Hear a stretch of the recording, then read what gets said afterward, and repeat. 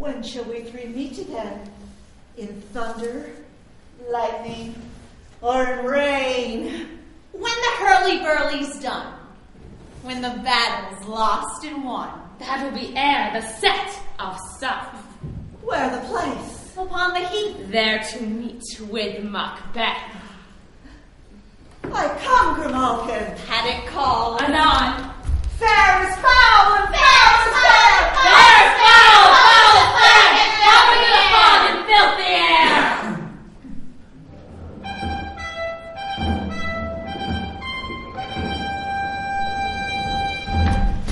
What bloody man is that? He can report as signifies plate of the revolt, the new estate. This is the sergeant, who like a good and hardy soldier bravely fought against my captivity. Hail, brave friend. Say to the king the knowledge of the broil as thou didst lead it. Doubtful it stood, as two spent swimmers that do cling together and choke their air. The merciless MacDonald, worthy to be a rebel for to that the multiplying villainies of nature do swarm upon him. From the western isles of kerns and gallow glasses his supply, and fortune on his damn coral smiling, showed like a rebel's whore. But all's too weak. For brave Macbeth, well he deserves that name, disdaining fortune, with his brandished steel, which smoked with bloody execution, like valor's minion carved out his passage till he faced the slave, which ne'er shook hands, nor bade farewell to him, till he unseamed him from the nave to the chops, and fixed his head upon our battlements. Oh, valiant cousin, worthy gentleman. As whence the sun gives his reflection, shipwrecking storms and direful thunders break. So from that spring whence comfort seemed to come, discomfort swells. Mark, King of Scotland, mark! No sooner justice had with valor arms compelled those skipping currents to trust their heels, but the Norwegian lord, surveying vantage, with furbished arms and new supplies of men, began a fresh assault. Dismayed not this our captains, Macbeth and Banquo? Yes, as sparrows, eagles, or the hare of the lion. If I say sooth, I must report they were as cannons overcharged with double cracks, so they doubly redoubled strokes upon the foe. Except they meant to bathe in reeking wounds or memorize another Golgotha, I cannot tell. But I am faint. My gaseous cry for help. So well thy wounds become thee, as thy words. They smack of honor both. Go, get him surgeons. Who comes here now? The worthy Thane of Rock. God save the king. Whence camest thou, worthy Thane? From Fife, great king, where the Norwegian banners flout the sky and fan our people cold. Norway himself with terrible numbers, assisted by that most disloyal traitor, the Thane of Cawdor. Began a dismal conflict, till that Bellona's bridegroom, brave Macbeth, confronted him with self-comparisons, point against point, rebellious arm against arm, curbing his lavish spirit, and, to conclude, the victory fell on us. Great happiness! That now Sweno, the Norway's king, craves composition.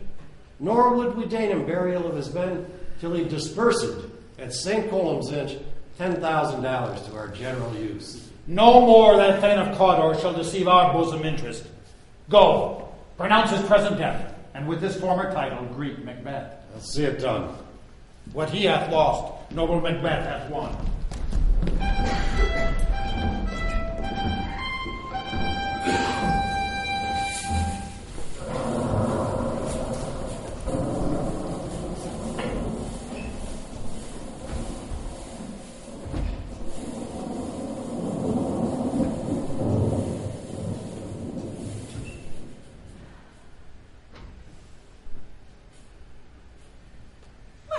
Been, sister? Killing swine. Sister, where thou?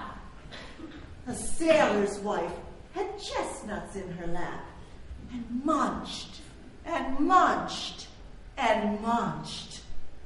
Give me, quoth I. Roint thee, witch, the run-fed Runyon cries. Her husband's to Alapo gone, master of the tiger, but in a sieve I'll thither sail, and like a rat without a tail, I'll do, and I'll do. I'll give thee a wind. Oh, thou art kind. And I another. And I myself have all the others, and the very ports they blow, all the quarters that they know. I, the shipman's card, I will drain him dry as hay. Sleep shall neither night nor day hang upon his penthouse lid. He shall live a man forbid. With Harry 7 nights 9 times 9, shall he dwindle, peak and pine. Though his bark cannot be lost, yet it shall be tempest tossed. Oh, look what I have. Show me, show me. Here I am, pilot's son, wrapped as homeward he did come. A drum! Macbeth doth come. The weird sisters hand in hand, hosters of the sea and land, thus do go about, thrice to thine and thrice to mine, and thrice again to make up 9. Peace, the charms wound up. So foul and fair day I have not seen. How far is it called for, is it? What are these? So weird and so wild in their attire, they look not like the inhabitants of the earth, and yet are on it. Live you? Or are you aught that man may question? You seem to understand me by each at once her choppy fingers laying upon her skinny lips. You look like women, but your beards forbid me to interpret that you are so. Speak if you can. What are you? All hail, Macbeth. Hail to thee, Thane of Glums. All hail Macbeth, hail to thee, Thane of Cawdor. All hail Macbeth. Hail to thee that shalt be king hereafter. Oh, good sir, why do you start and seem to fear things that do sound so fair? In the name of truth, are ye fantastical or that which outwardly ye show? My noble friend, you greet with present grace and great prediction that he seems rapt withal. To me you speak not. If you can look into the seeds of time and say which grain will grow and which will not, speak then to me, who neither beg nor fear your favors, nor your hate. Hail, Hail. Hail. lesser than Macbeth, and greater. Not so happy, yet much happier. Thou shalt get kings, though thou be none. So all hail Macbeth and Banquo. Banquo and Macbeth, all hail. Stay, you imperfect speakers, and tell me more. By Sion's death I know I am Thane of Glums, but how of Cawdor? The Thane of Cawdor lives, a prosperous gentleman, and to be king stands no more in the prospect of belief than to be Cawdor. Say from whence you hold this strange intelligence, why upon this blasted heath you stop our way with these prophetic greetings. Speak, I charge you! The air hath bubbles as the water has, and these are of them. Whither are they vanished? Into the air. What was corporal melted as breath into the wind. With that stayed. Were such things here as we do speak about? Or have we eaten of the insane root that takes reason prisoner? Your children shall be kings. Oh, you shall be king. And Thane of Cawdor too, went it not so? Oh, to the selfsame tune and words. Who's here? Oh! The king hath amply received, Macbeth, the news of thy success. We have sent to thee from our royal master to give thee thanks, only to herald you into his royal sight, not pay thee. And, in earnest of greater honor, he bade me from him call thee Thane of Cawdor, in which addition hail, worthy Thane, for it is thine. What, can the devil speak true? The Thane of Cawdor lives. Why do you dress me in borrowed robes? He who was Thane still lives, but under heavy judgment bears that life which he deserves to lose. Whether he was combined with those of Norway, or did line with the rebel with hidden help and vantage, or that with both he labored in his country's wreck, I know not. But treason's capital, confessed and proved, have overthrown him. Yes. Glums and Thane of Cawdor, the greatest is behind. Thanks for your pains. Do not hope your children shall be kings when those that gave Thane of Cawdor to me promise no less to them. That trusted home might yet enkindle you to the crown, but 'tis strange. And oftentimes, to win us to harm, the instruments of darkness tell us truths, win us with honest trifles, only to betray us in deepest consequence. Cousins, a word, I pray you. True truths are told as happy prologues to the swelling act of the imperial theme. I thank you, gentlemen. His supernatural soliciting cannot be ill, cannot be good. If ill, why hath it given me an earnest of success commencing in a truth? I am Thane of Cawdor. If good, why do I yield to that suggestion, whose horrid image doth unfix my hair, and make my seated heart knock at my ribs against the use of nature? Present fears are less than horrible imaginings. My thought of murder yet is but fantastical. The function is smothered in surmise, and nothing is but what is not. Look how our partner's wrapped. Chance will have me king, and chance will crown me, but not my stir. New honors come upon him like our strange garments. Cleave not to their mold with the aid of use. Come what come may, time and hour runs to the roughest day. With Macbeth, we stay upon your leisure. Give me your favors. My dull brain was wrought with things forgotten. Kind gentlemen, your pains are registered every day where we turn the leaf to read them. Let us toward the king. Think upon what hath chanced, and in more time the interim having waited, let us weigh our free hearts, each to other. Very gladly. Until then, enough. Come, friends!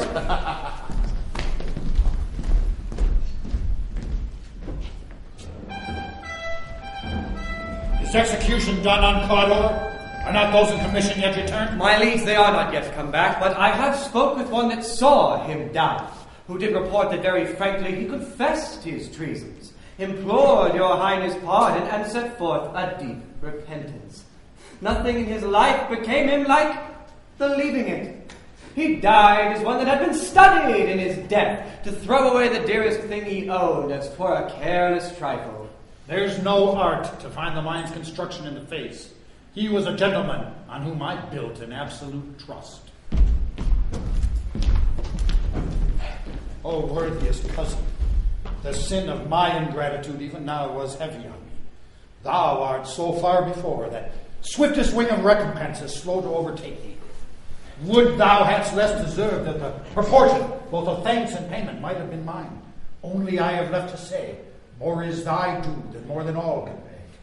The service and loyalty I owe in doing it pays yourself. Your highness's part is to receive our duties, and our duties are to your throne and state, children and servants, which do but what they should, by doing everything safe to your love and honor. Welcome hither. I have begun to plant thee, and will labor to make thee full of growing. Noble Banquo, that hast no less deserved, nor must be known no less to have done so. Let me enfold thee and hold thee to my heart. There, if I grow, the harvest is your own. My plenteous joys, wanton in fullness, seek to hide themselves in drops of sorrow. Sons, kinsmen, thanes, and you whose places are the nearest, know that we will establish our estate upon our eldest, Malcolm, whom we name hereafter the Prince of Cumberland. Which honor must not unaccompanied invest him only, but signs of nobleness like stars shall shine on all deservers. From hence to Inverness bind us further to you. The rest is labor which is not used for you. I myself be the harbinger and make joyful the hearing of my wife with your approach, and so humbly take my leave. My worthy Cawdor. The Prince of Cumberland. That is a step on which I must fall down, or else all leap, for in my way it lies.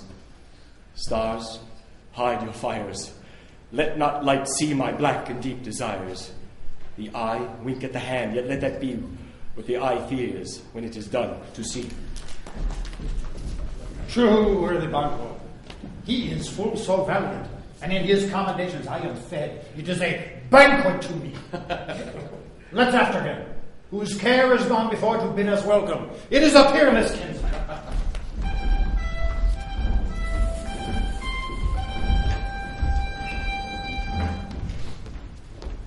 They met me in the day of success, and I have it by the purpose report that they have more in them than mortal knowledge.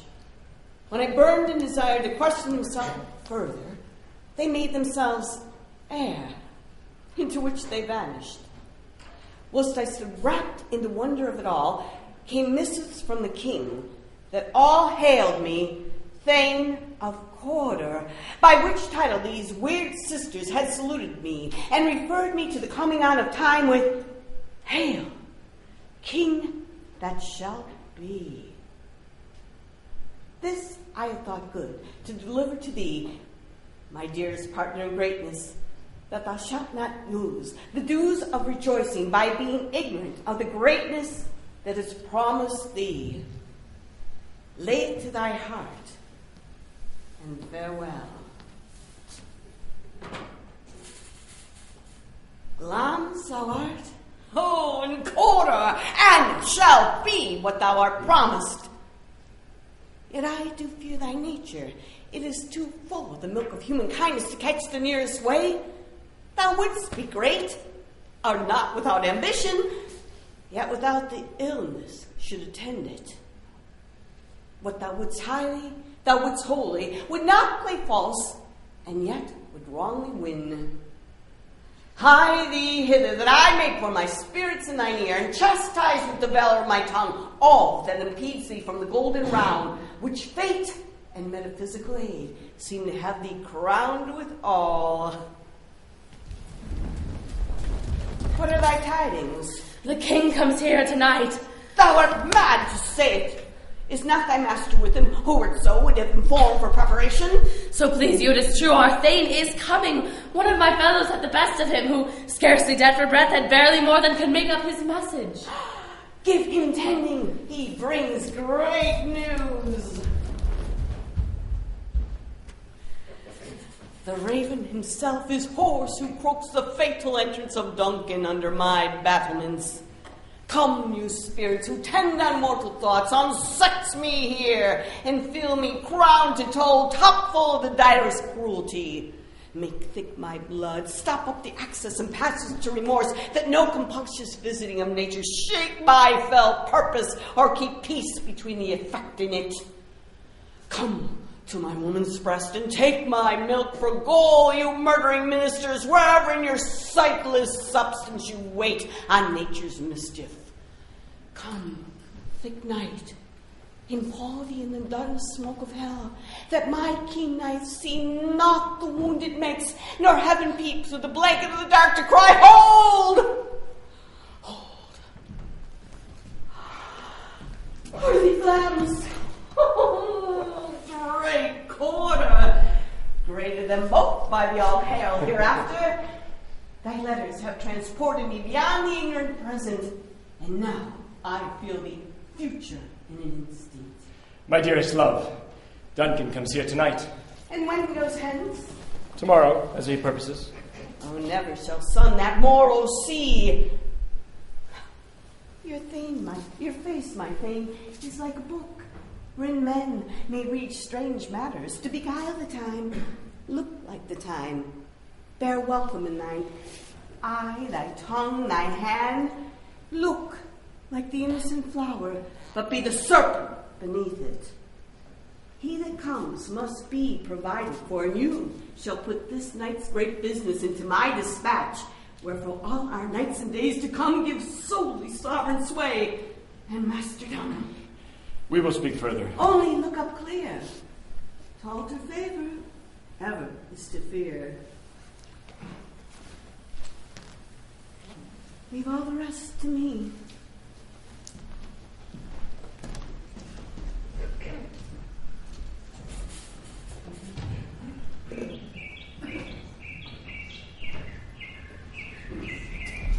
This castle hath a pleasant seat. The air nimbly and sweetly recommends itself to our senses.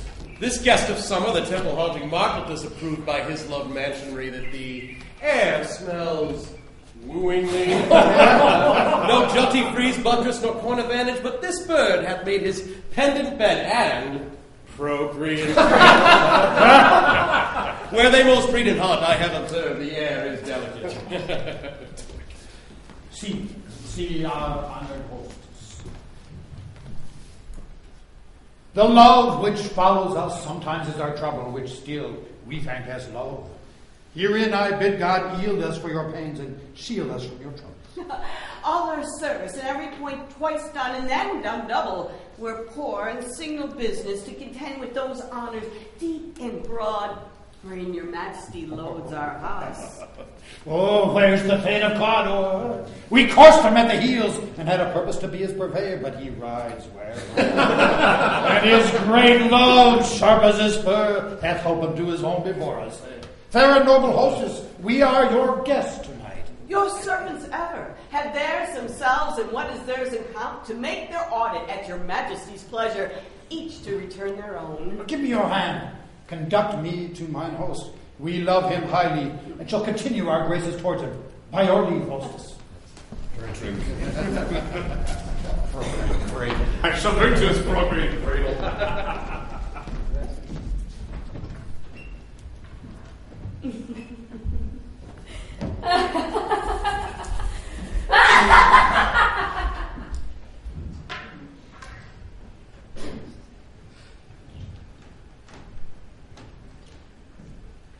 If it were done, when 'tis done, then 'twere well it were done quickly. If the assassination could trammel up the consequence and catch, with his surcease success, that but this blow might be the be-all and end-all here. But here, upon this bank and shoal of time, we but jump a life to come.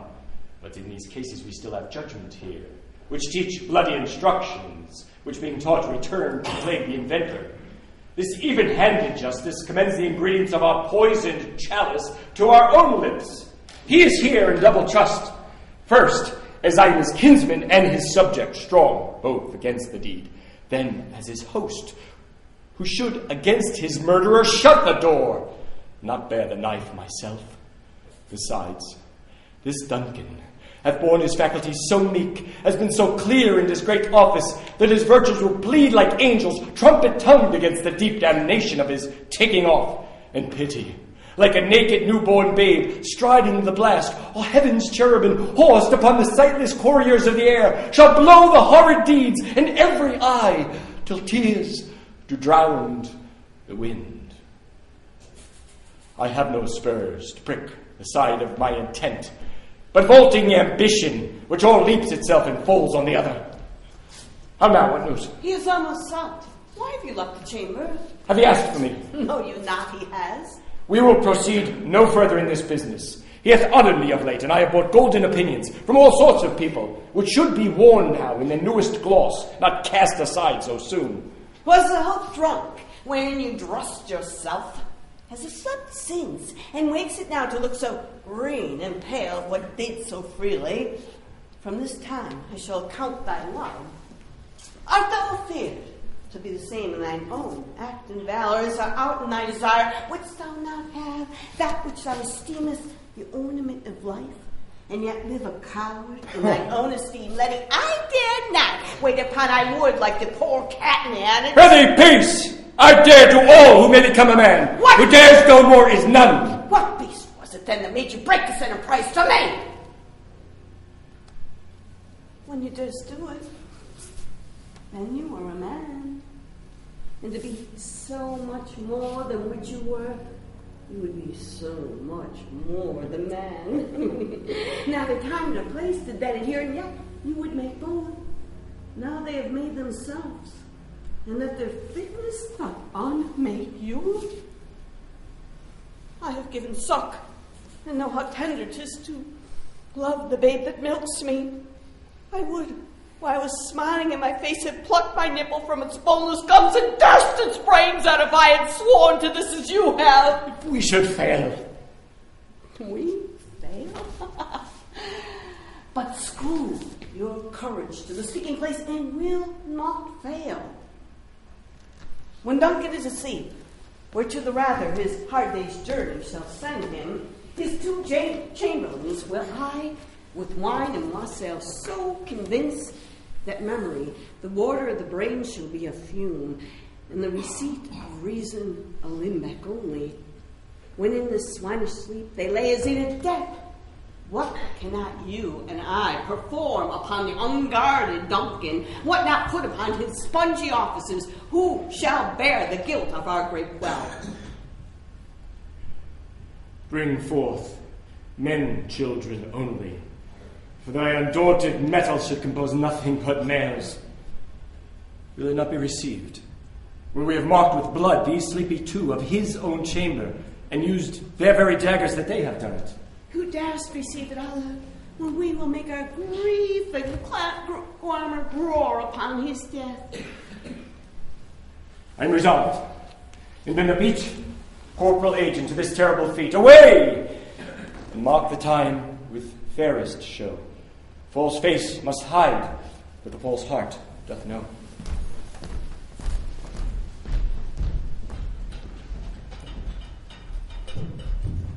How goes the night, boy? The moon is down. I have not heard the clock. It goes down at 12. I take since later, sir. Oh, take my sword. There's husbandry in heaven, their candles are all out. Take me that too. Heavy summons lies like lead upon me, but I would not sleep. Merciful powers restrain in me the curse of thoughts that nature gives way to in repose. Give you my sword. Who's here? A friend! What, sir? Not yet at rest? The king's abed. He hath been an unusual pleasure, and sent great largesse to your offices. This diamond he greets your wife withal in the name of most kind hostess, and shut up and measure of his consent. Being unprepared, I will become a servant to defect, which else should have free wrought. All's well. I dreamt last night of the three weird sisters. To you, they have shown some truth. I think not of them. Yet, when we can entreat an hour to serve, we would spend some words upon that business, if you would but grant the time. At your kindest leisure. If you shall cleave to my consent, when 'tis, it shall make honor for you. So I lose not in seeking to augment it, but keep my bosom franchised and allegiance clear. I shall be content. Good repose a while. Thanks, sir. Thank you. Go bid my mistress when my drink is ready. She strike upon the bell. Get thee to bed.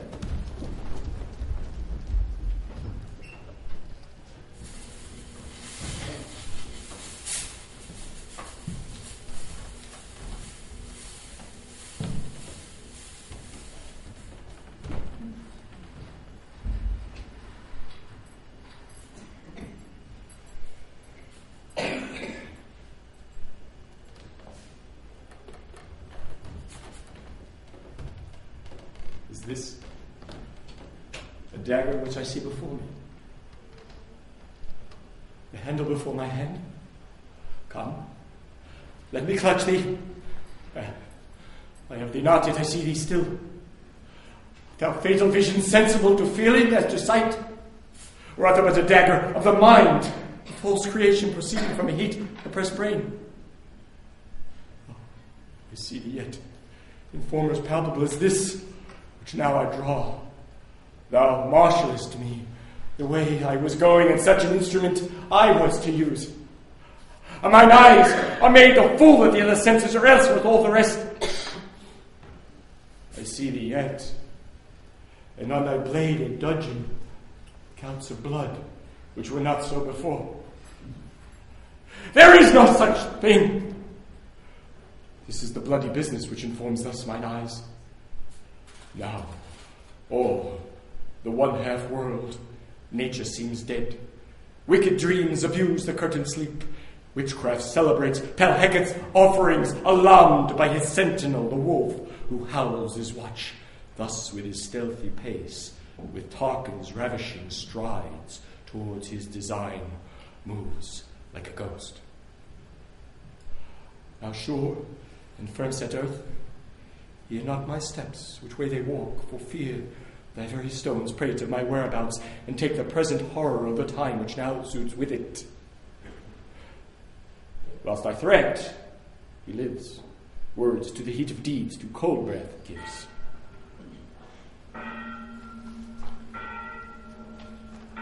I go, and it is done. The bell invites me.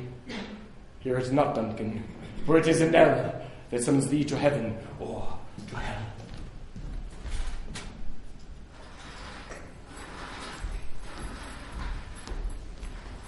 That Which have made them drunk, have made me bold. What have quenched them hath given me fire.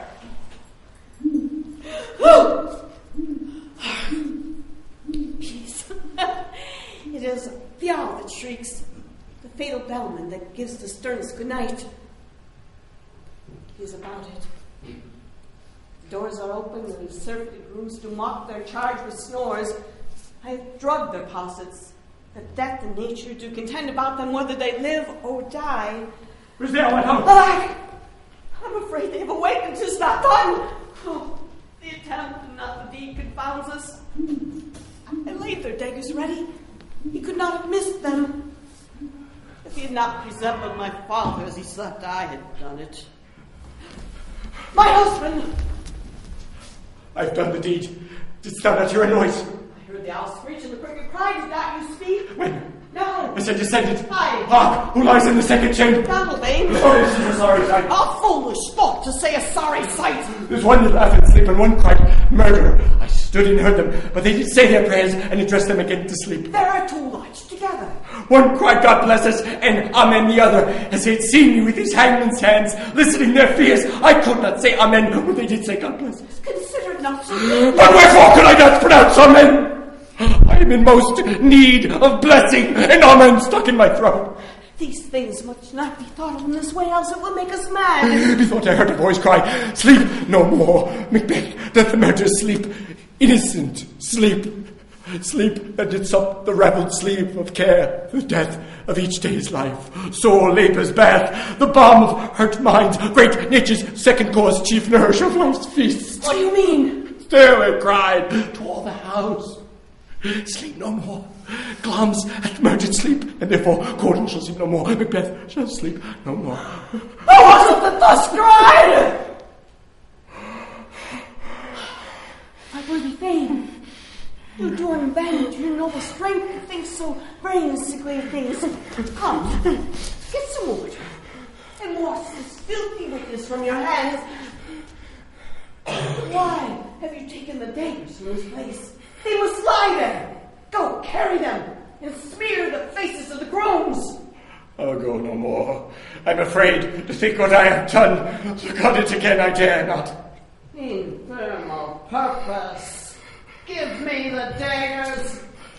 The sleeping and the death upon his pictures.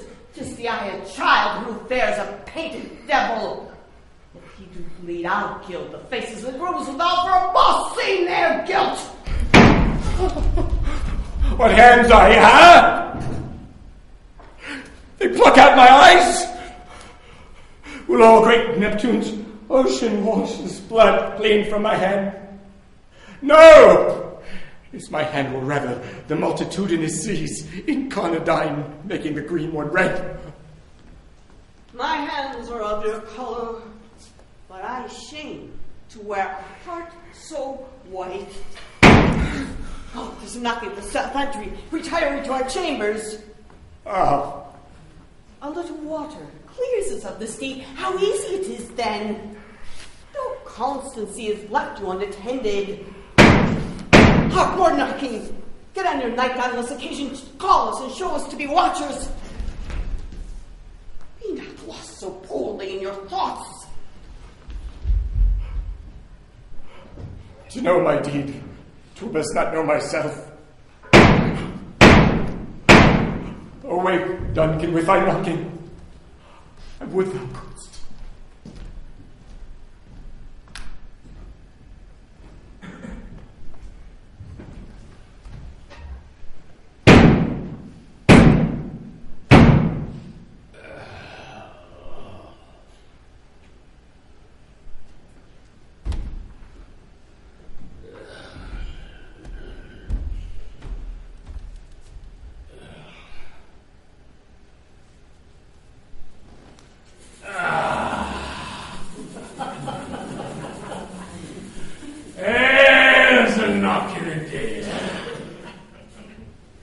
If a man were porter of Helgate, he should grow old turning the key.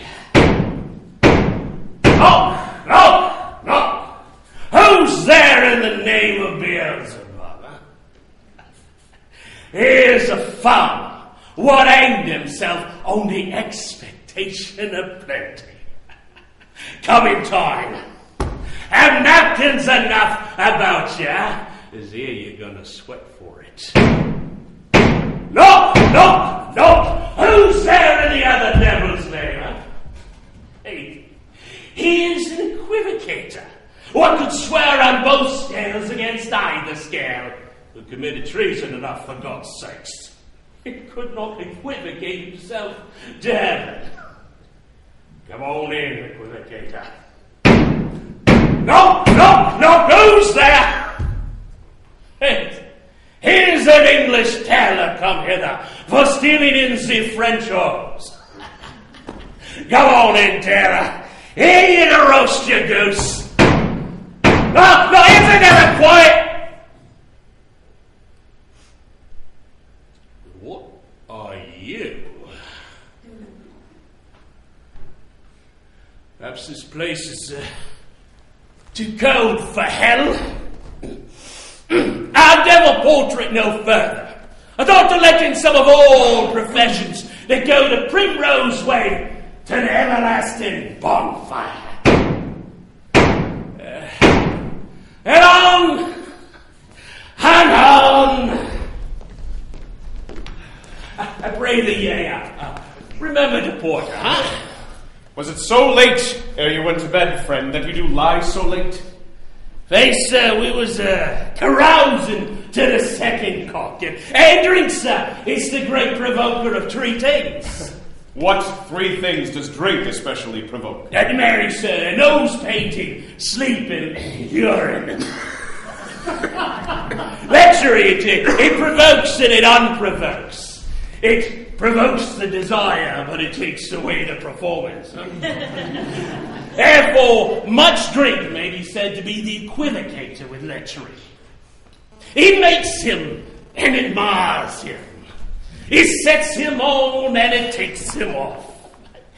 It persuades him. And it disarms him. Makes him stand to and not stand to. And in conclusion, it equivocates him with a sleep.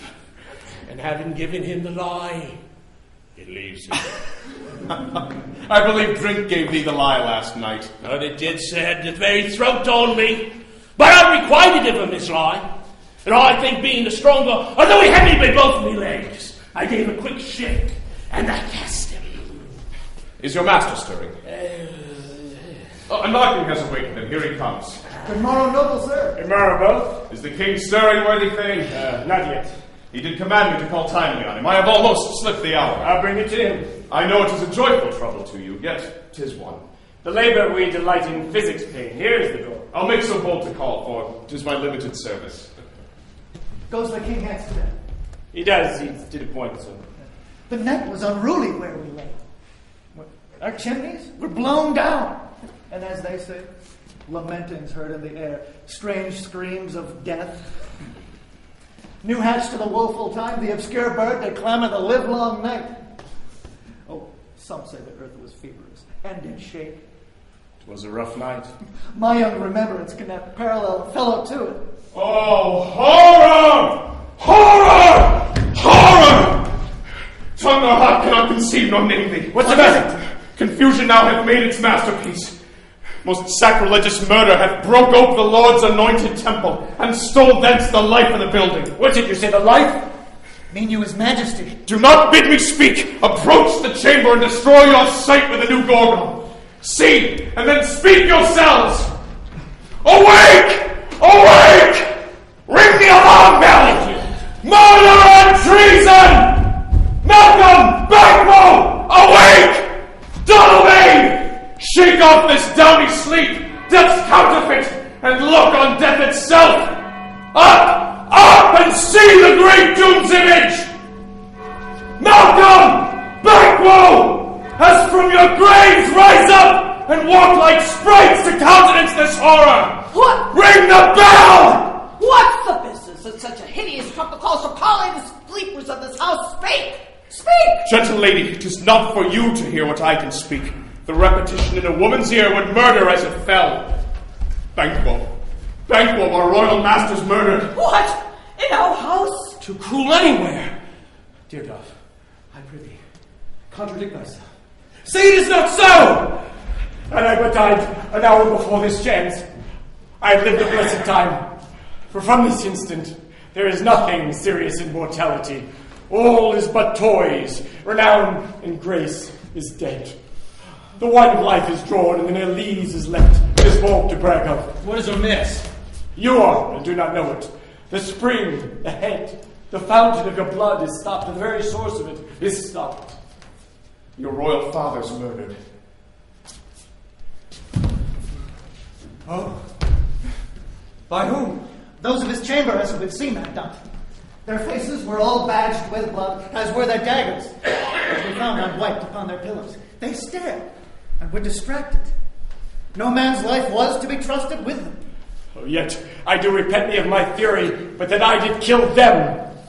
Wherefore did you so? Who could be wise, amazed, tempered, furious, loyal, and neutral in a moment? No man. The expedition of my violent love outrun the pause of reason. Here lay Duncan, his silver skin laced with his golden blood, his gash stabbed look like a breach in nature, or ruin's wasteful entrance. Then, the murderers, steeped in the colors of their trade, their daggers unmannerly breached with gore. Who could refrain? That had a heart to love, and in that heart, courage to make love known. Look to the ladies! Why do we hold our tongues and most make claim this argument for ours? What should be said here, where our fate hidden and inutterable may rush and seize us? Let's away. Our tears are not yet brewed. Nor our strong sorrow upon the foot of motion. Look to the lady! When we have our naked frailties hid that suffer an exposure, let us meet and question this most bloody piece of work. Fears and scruples shake us. In the great hand of God I stand, and thence, against the undivulged pretense, I fight of treasonous malice. And so do I. If so may we all. Let's briefly put on manly readiness and meet in the hall together. Well contended. What will you do? Let's not consort with them to show an unfelt sorrow as an office which the false man does easy. I'll to England. To Ireland I. Our separated fortune shall keep us both to safer. Where we are, the daggers of men's smiles. The near in blood, and the near bloody. This murderous shaft that shot hath not yet lighted, and our safest way is to avoid the aim, therefore to horse, and let us not be dainty of leave taking, but shift away. There's warrant in that theft which steals itself when there's no mercy left.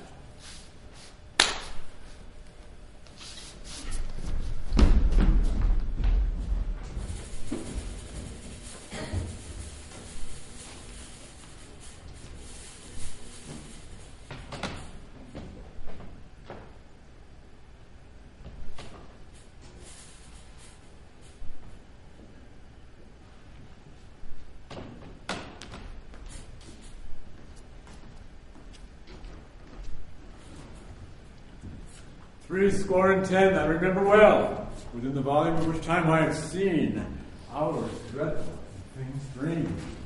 But this sort of night is trifle with former knowings.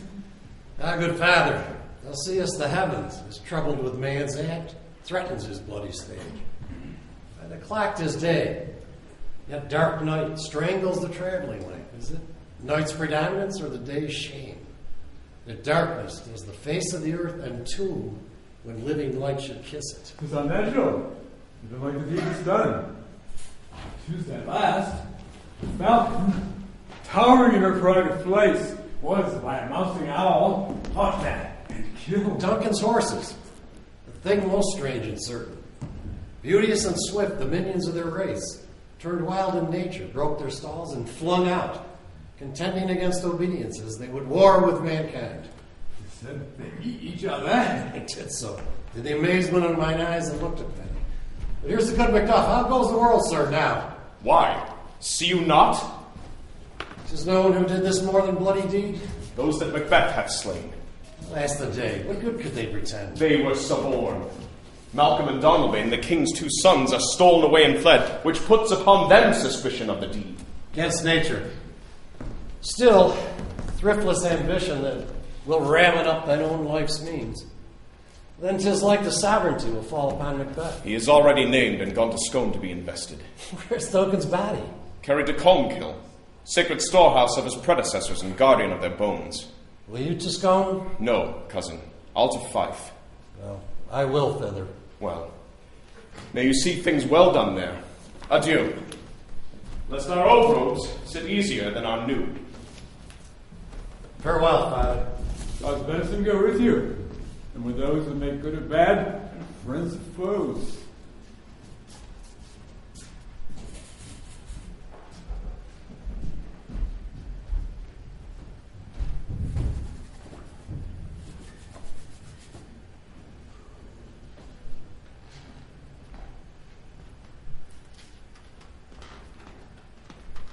Thou hast it now. King, Coror, Glams all. As the weird women promised, and I fear thou playest most foully for it. Yet, it was said it should not stand in thy posterity, but that myself should be the root and father of many kings. If there come truth from them, as upon thee, Macbeth, their speeches shine. Why, by the verities on thee made good, may they not be my oracles as well, and set me up in hope? Hush, no more. Here's our chief guest. If we had been forgot, it had been a gap in our great peace and all things unbecoming. Tonight we'll hold a solemn supper, sir, and I'll request your presence. Let your highness command upon me, to the which all of my duties are with an indissoluble tie forever linked. Ride me this afternoon. Aye, my good lord. We should have else desired your good advice, which still hath been both grave and prosperous in this day's council. But we'll take tomorrow. Is it far your ride?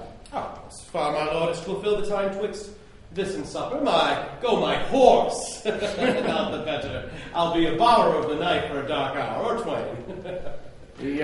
Here are bloody cousins, are bestowed in England and in Ireland, not confessing their cruel parricide and filling their hearers with strange invention. But of that tomorrow, when we shall have cause of state craving us jointly. Hire to horse, adieu, till you return at night. Goes, Flames with you. Aye, my good lord. The hour does call upon us. I wish your horses swift and sure of foot, and so I do commend you to their backs. Farewell.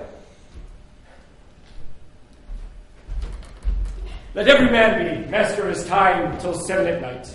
To keep society the sweeter welcome, we will keep ourselves till supper time alone. Well then, God be with you. Sirrah, word with you. Attend those men our pleasure.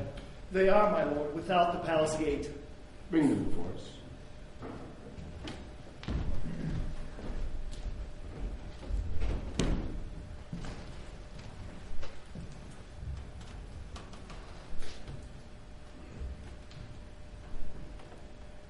To be thus is nothing but to be safely thus.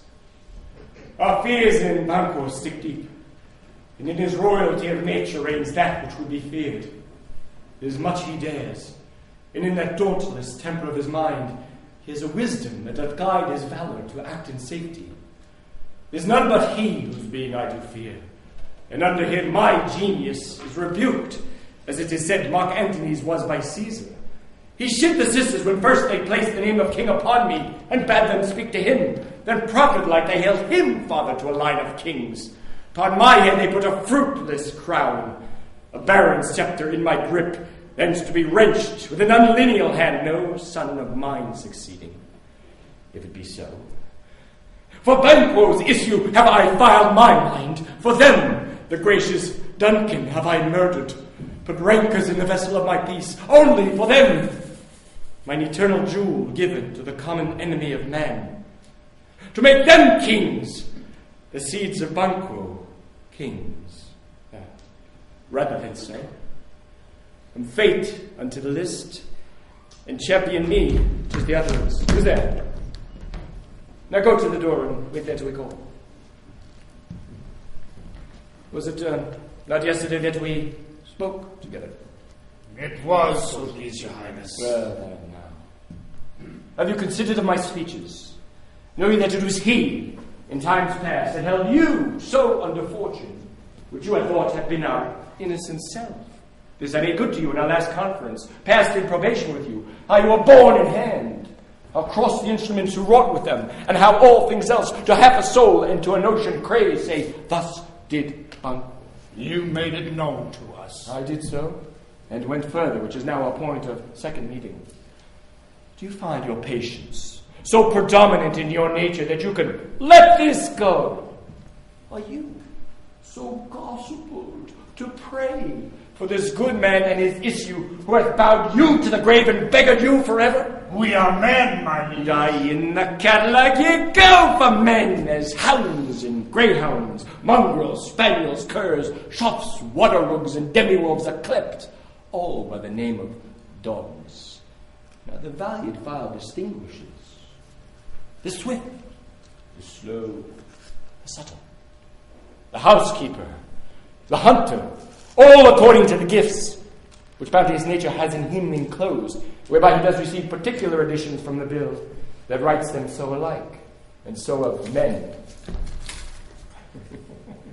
Now, if you have a station in the file, not in the worst rank of manhood, say it! And I will put that business in your bosom, whose execution takes your enemy off, grapples you to the heart and love of us, who wears a health but sickly in his life, which in his death were perfect. I am one, my liege, whom the vile blows and buffets of the world hath so incensed that I am reckless what I do to spite the world. And I, another, so weary with this after tug with fortune, that I would set my life on any chance to mend it or be rid on't. Both of you know Banquo was your enemy. True, my lord. And so he is mine, and in such bloody distance, in every minute of his being thrusts against my nearest of life. And though I could, with barefaced power, sweep him from sight, and bid my will avouch it, I dare not.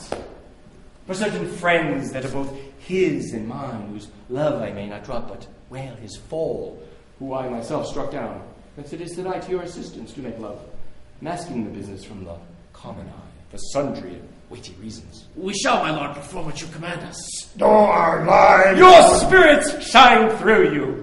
Upon this hour and most, I will advise you where to plant yourself, acquaint you with the perfect spy of the time, the moment on it, for it must be done tonight.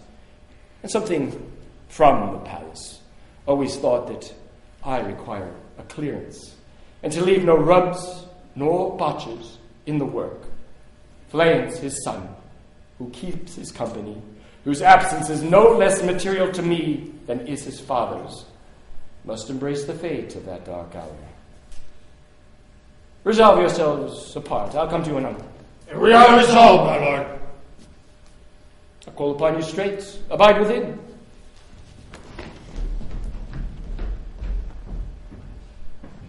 It is concluded. Banquo of thy soul's flight, if it find heaven, must find it out tonight.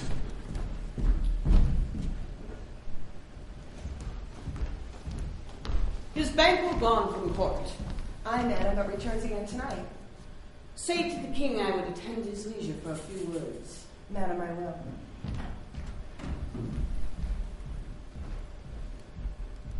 Not sad. All splendid. When our desire is got without content, 'tis safer to be that which we destroy than by destruction live in depth of joy. How now, my lord? Why do you keep alone?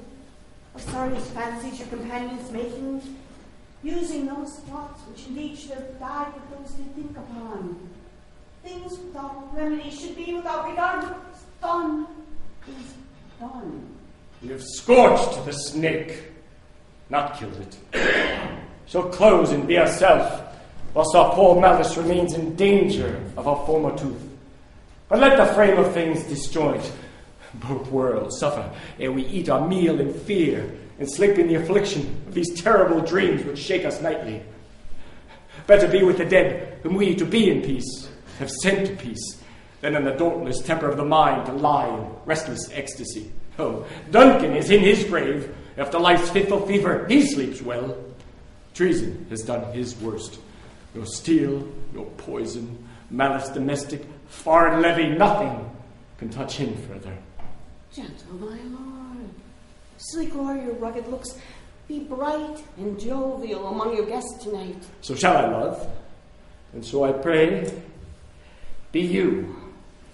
Let your remembrance supply the banquet. Present an eminence, both with eye and tongue, unsafe the while, that we may lave our honors in these flattering streams, and make our faces vizards to our hearts, disguising what they are. You must leave this. So full of scorpions is my mind, dear wife. Thou knowest that Banquo and Flayance lives. But in them nature's copies not eternal. Oh, there's comfort yet. They are assailable.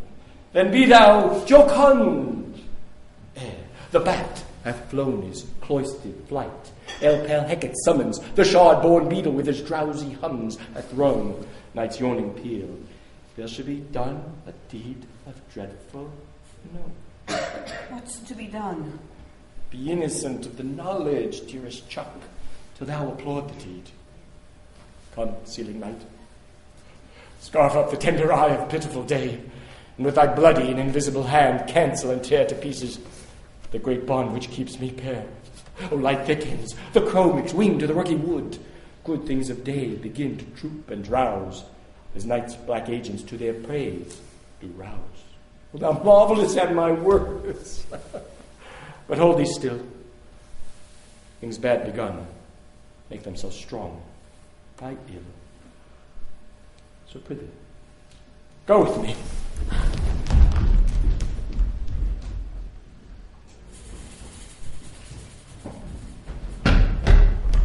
Who did bid thee join with us? Macbeth! He needs not our mistrust, since he delivers our offices and what we have to do to the direction just. Then stand with us. The west yet glimmers with some streaks of day. Now comes the later traveller apace to gain the timely inn, and soon approaches the subject of our watch. Hark, I hear voices. Give us a light there. Oh! Then 'tis he. The rest are within the note of expectation already in the court. The horses go about. Almost a mile, and he does usually, so all men do from hence the town's gate make it their walk. A light! 'Tis he. Stand to it. It'll be rain tonight. Let it come down! Fly, the plants! Fly! Fly! Oh, treachery!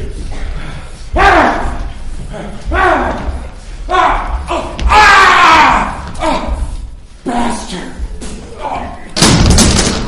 Who did strike out the light? Was not the way! There's but one down. The sun is fled. We have lost best half of our affair. Then look away and see what has been done. Huh?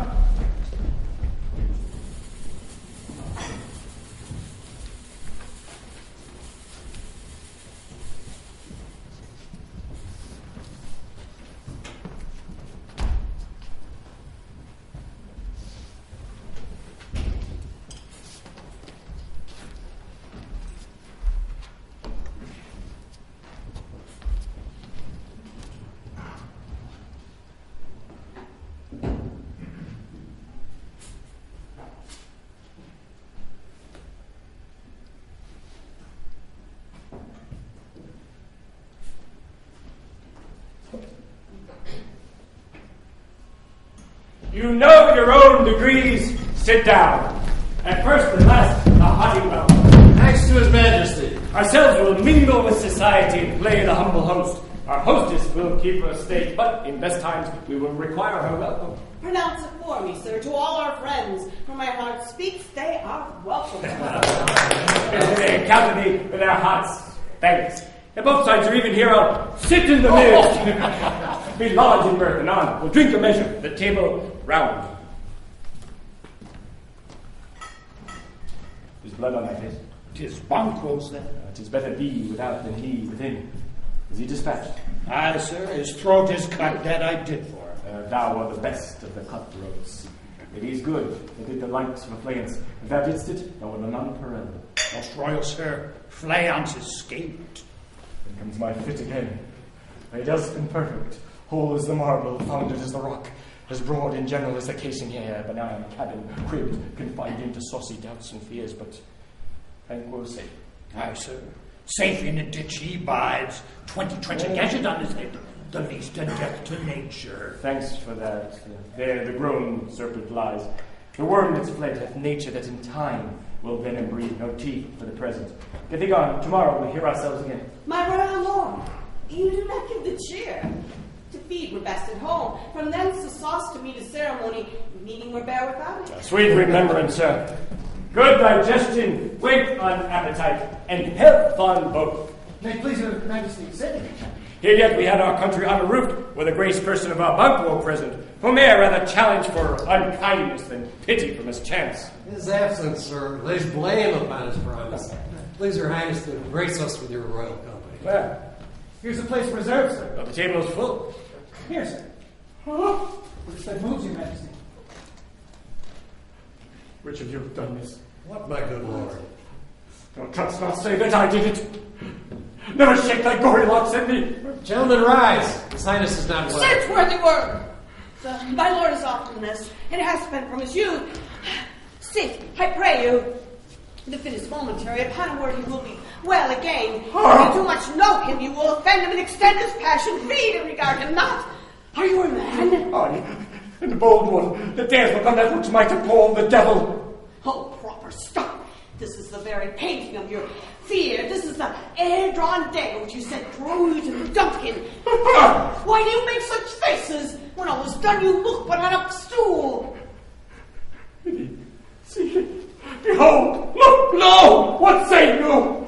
Why, what care I? If thou canst nod, speak too. If channel answers in our brains, send those we buried there. Our monuments shall be the moors of kind. Oh, right on my folly. As I stand here, I saw him. Why, for shame. Blood hath been shed here now, in the olden time. The human statue has purged the gentle wheel. High incense too, terrible murders have performed. The time has been when the brains were out, the man would die, and there'd be an end. But now they rise again with 20 mortal murders on their crowns and push us from our stool. Now this is more strange than such a murder is. My noble name. No, you were the friends to lack you. Do forget. Do not muse at me, my most worthy friends. I have a strange infirmity, which is nothing to those that know me. Come, love and health to all. Then sit down. Give me some wine. Feel full. I drink to the general joy of the table, and to a dear friend, Banquo, whom we miss. Would he were here. To all in him we thirst, and all to all. Our duties and the plan. And quit thy sight! Let the earth hide thee! Thy bones are marrowless, thy blood is cold. There is no speculation in those eyes which thou dost stare with.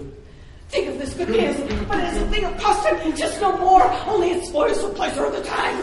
Why, what man dare I dare? Approach thou like the rugged rook, bear, the armed rhinoceros, or the hidden tiger. Take any shape but that, and my firm nerves shall never tremble. I'll be alive again! And dare me to the desert with thy sword. If trembling I inhabit then, protest me the bearing of a girl. Hence, horrible shadow, unreal mockery! Hence! What no! You have his first guard, and broke the good company with most admired disorder. Pray you, sit still. Can such things be? And overcome us like a summer cloud without our special wonder. You make me strange. Even to the disposition I owe, now I think you can behold such sights and keeps the natural ruby of your cheeks when mine are blanched with fear. What sights, my lord? Oh, speak not. He grows worse and worse. Questions enrage him. At once, good night. Stand not upon the order if you're going, but go at once. Good night.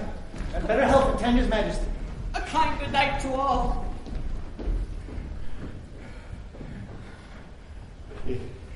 It will have blood, they say. Blood will have blood. Stones have been known to move and trees to speak.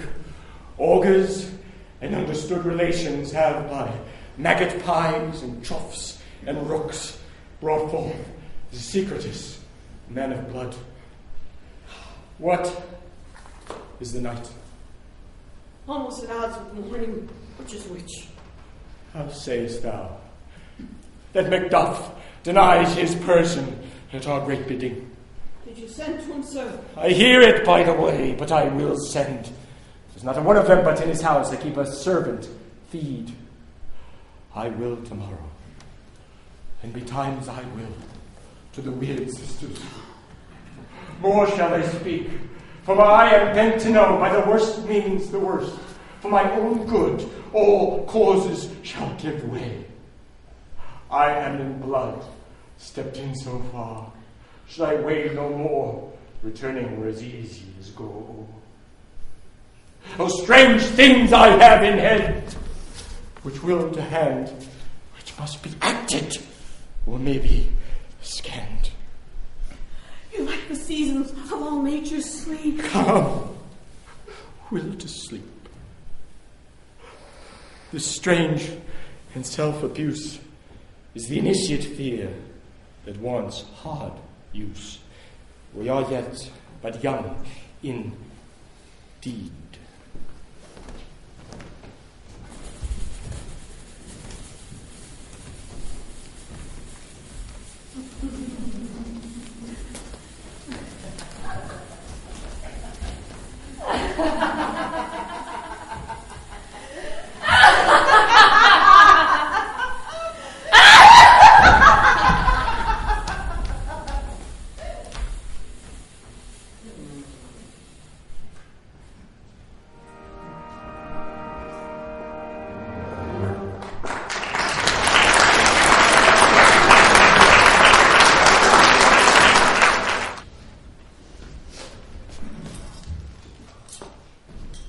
My former speeches have been hitcher pots.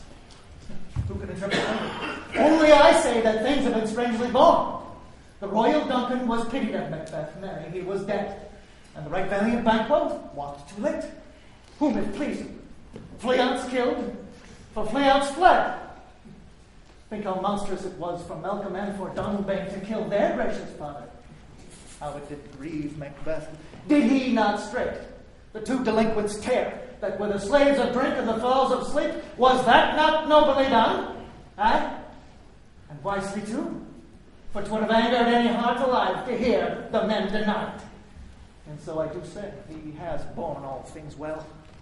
And I do think, had he Duncan's sons under his key, both Malcolm and Donalbain would find what 'twere to kill a father, and so would Fleance. But peace.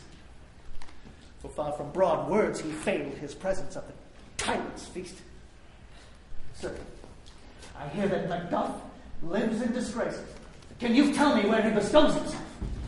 Malcolm, for whom this tyrant holds a due of birth, lives in the English court and is received of the most pious Edward.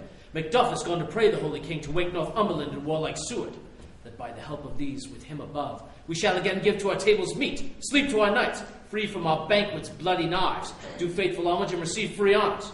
And this report hath so exasperated the king that he prepares for some attempt of war. Sent he to Macduff? He did, and with an absolute, sir, not I. The cloudy messenger turns me his back and hums, as who should say, you'll rue the time that clogs me with this answer. And that might very well advise him to a caution, to weigh what distance his wisdom can provide. Some holy angel fly to the court of England and deliver his message ere he come. I'll send my prayers with him.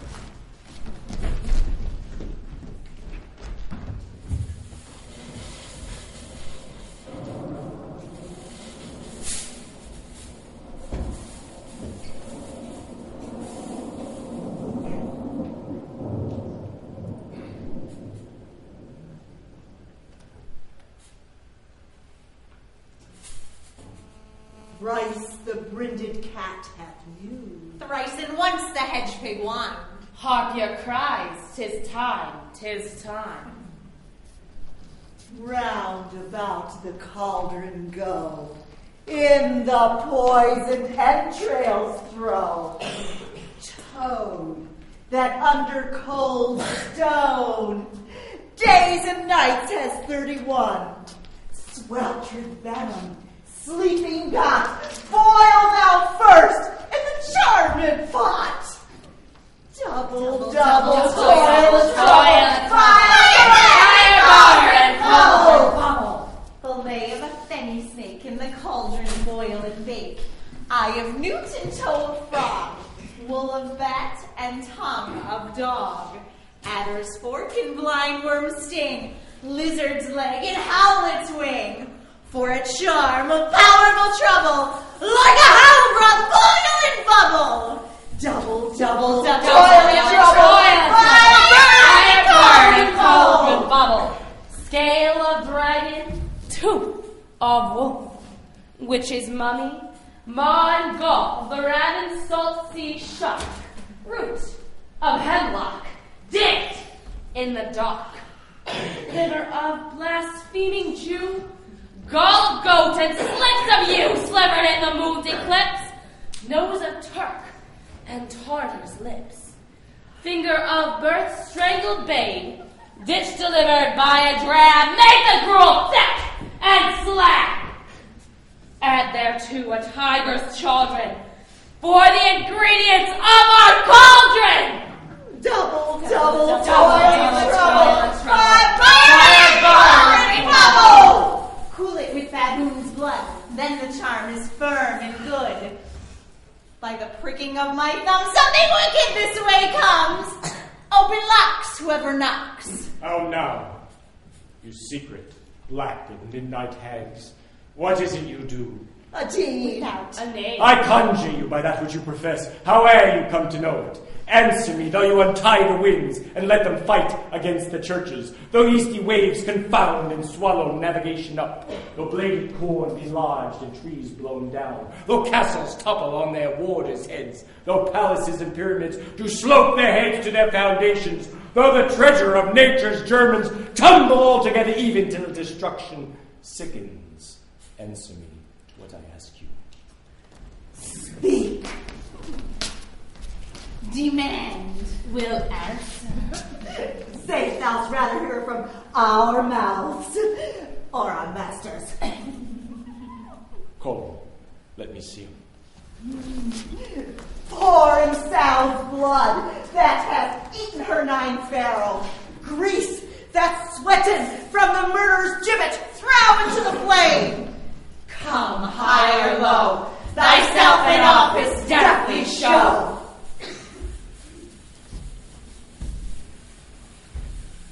Tell me, thou unknown power.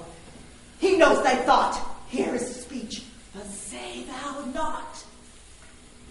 Macbeth! Macbeth!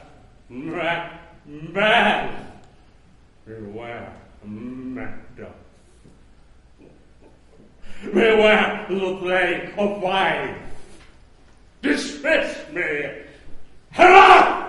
Whate'er thou art for thy good caution, thanks. Thou hast mocked my fear, all right, but one word more. He will not be commanded. Here's another, more potent than the first.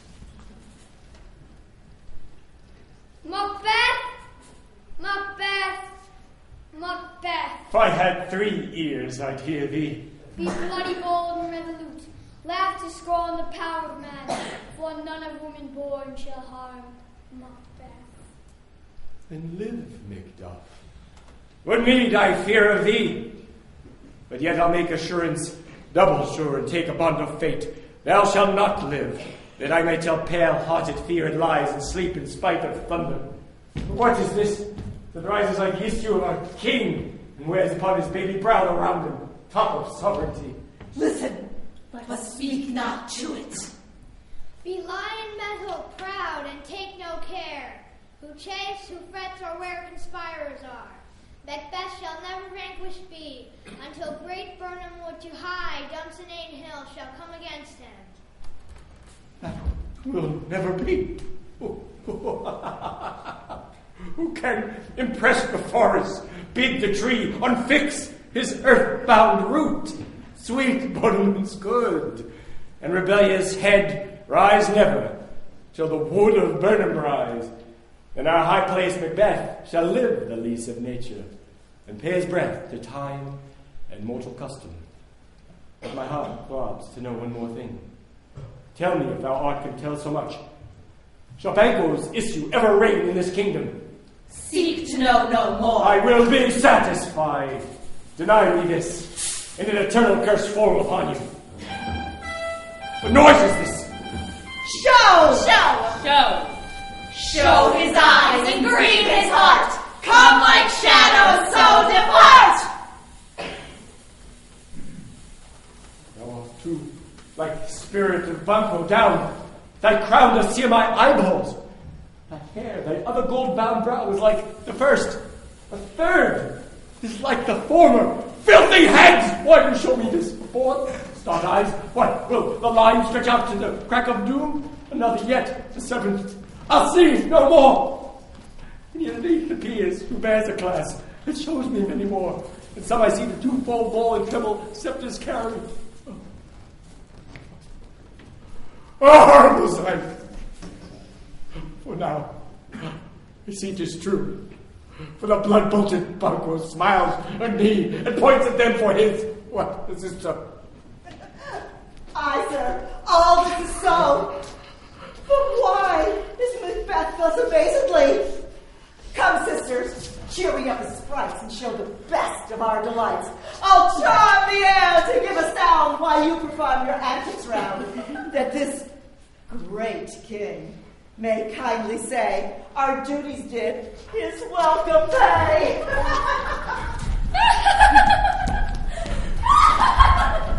Where are they? Gone? Let this pernicious hour stand I accursed in this calendar. Come in without there. What is your grace's will? Saw you the weird sisters? No, my lord. Came they not by you? No, indeed, my lord. Infected be the air whereupon they ride, and damn all that trust them. I thought I heard galloping of horse. Who was it came by? 'Tis 2 or 3 gentlemen. Bring you word. Macduff has fled to England. England. Aye, my good lord. Time, thou anticipatest my dread exploits. The flighty purpose is ne'er o'ertook unless the deed go with it. For from this moment, the very firstlings of my heart shall be the firstlings of my hand, and even now, to crown my thought with axe, be it thought and done, the castle of Macduff I will surprise, seize upon fife, give to the edge a sword, his wife, his babes, and all unfortunate souls that trace him in his line. No boasting like a fool. This deed I'll do before my purpose cool. But no more sights. Where are these gentlemen? Come, bring me where they are.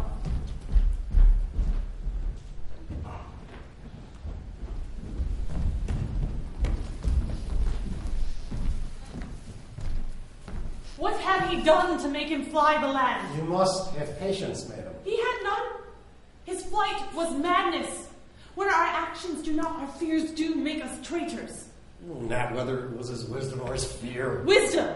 To leave his wife, to leave his babes, his mansion, and his titles in a place where he himself doth fly? He loves us not.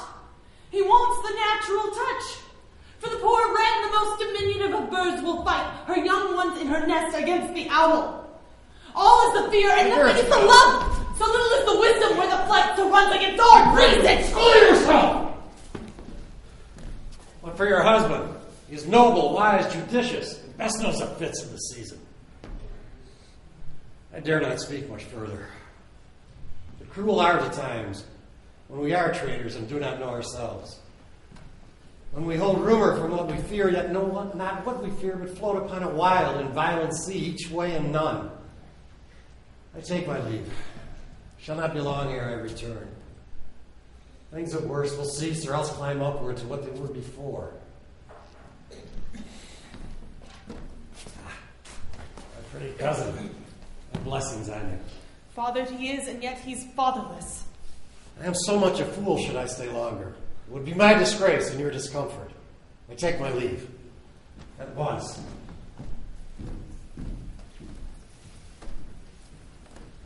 Sirrah, your father's dead, and what will you do now? How will you live? As birds do, Mother. What, with worms and flies? With what I get, I mean, and so do they. Oh, poor bird. Thou'st never fear the net nor line, the pitfall nor the gin? Why should I, Mother? Poor birds they are not set for. My father is not dead for all your saying. Aye, he is dead, and how wilt thou do for a father? Nay, how will you do for a husband? Well, I can buy me 20 at any market. Then you'll buy him to sell again. Oh, speaks with all thy wit, I faith, and yet with wit enough for thee. Was my father a traitor, Mother? Aye, that he was. What is a traitor? Why, one that swears and lies. And be all traitors that do so? Everyone that does so is a traitor and must be hanged. And must they all be hanged that swear and lie? Everyone. Who must hang them? Why, the honest men. Then the liars and swearers are fools, for they are liars and swearers enough to beat the honest men and hang up them. Oh, poor boy. But how wilt thou do for a father? If he were dead, you'd weep for him. If you would not, it were a good sign that I should quickly have a new father. Poor prattler, how thou talkst. Bless you, fair dame. I am not to you known, though in your state of honor I am perfect. I doubt some danger does approach you near if you will take a homely man's advice. Be not found here, hence with your little one. Fright you thus, methinks I am too savage, to do worse to you or fell cruelty, which is to deny your person. Heaven preserve you.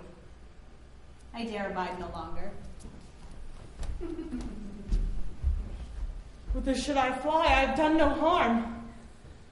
But I remember now I am in this earthly world where to do harm is often laudable, to do good sometimes accounted dangerous folly. Why then do I put on this womanly defense to say I have done no harm? What are these faces?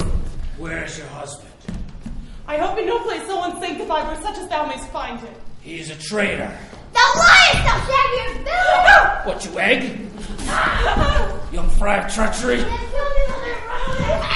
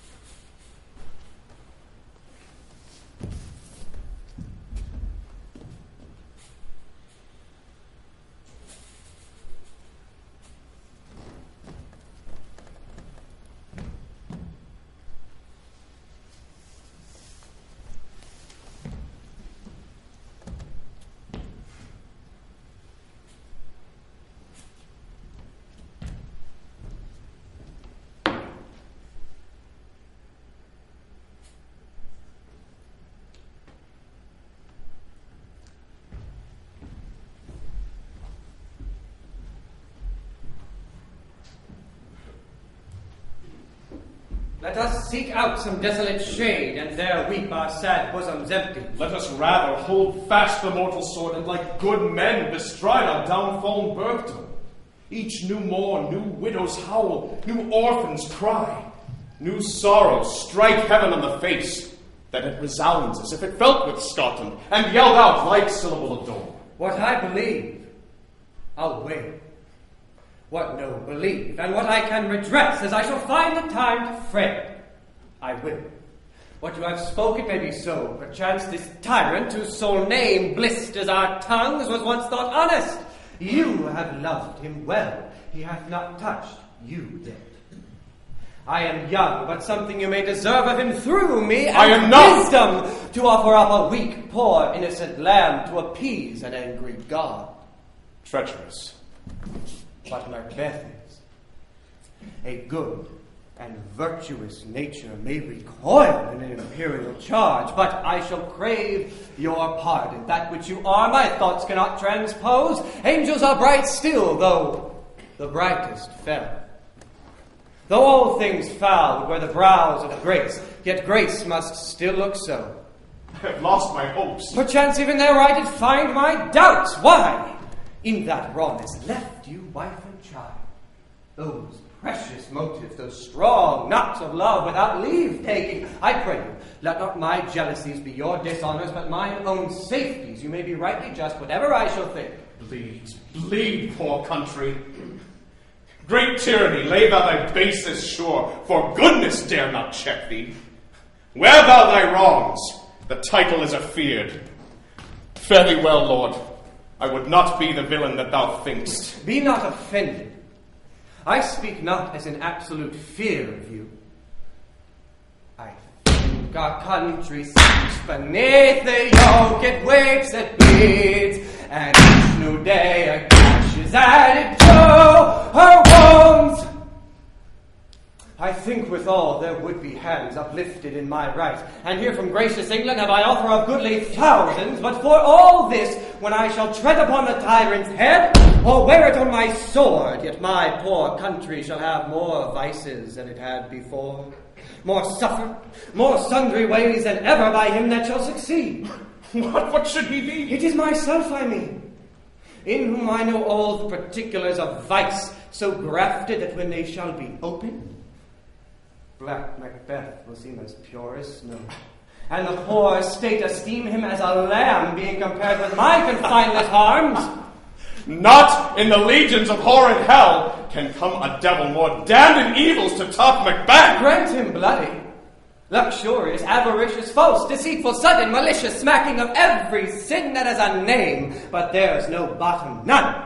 In my voluptuousness, your wives, your daughters, your matrons, and your maids could not fill up the cistern of my lust, and my desire all continent impediments would o'erbear that did oppose my will. Better Macbeth than such a one to reign.